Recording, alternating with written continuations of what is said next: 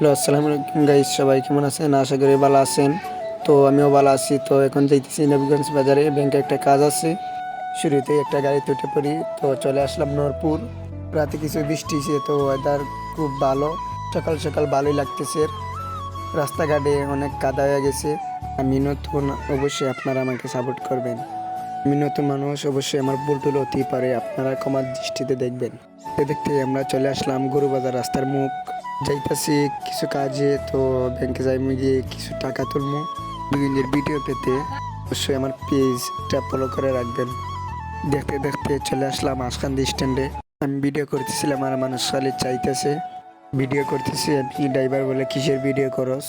এবার কইতেছে আমাকেও ভিডিওতে নে। ট্যাক্সি স্ট্যান্ডে চলে আসলাম। তো সকাল সকাল এসেছি, যানজট নেই। হয়তো আমাদের বাজারে প্রচণ্ড জাম থাকে। বড় ভাই কিছু টাকা ছাড়ছেন, প্রবাসী থাকেন, তো ঈদের জন্য আমরা কিছু টাকা ছাড়ছি, তো শপিং করবো। আমি আর আমার আম্মু যাইতেছি। তো বাড়িতেও কিছু কাজ আছে, তো কিছু মালটাল কিনবো। দেখতে চলে আসলাম আমাদের স্ট্যান্ডে।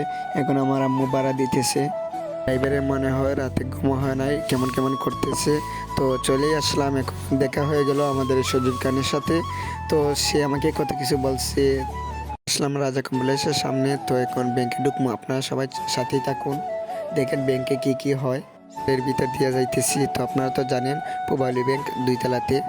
ব্যাংকে এসে পড়ি আমরা ম্যানেজারের কাছে। তো আম্মু চাইতেছে, তো এখন দস্তখত দিবে। দস্তখত দিয়ে যাক আম্মু কত টাকা তুলে, তো ঈদেশে অনেক আনন্দ ফুর্তি হবে, তো শপিং করবো, তো ভালোই লাগবে। ফাইনালি টাকা পেয়ে গেলাম, তো আম্মু গনতেছে।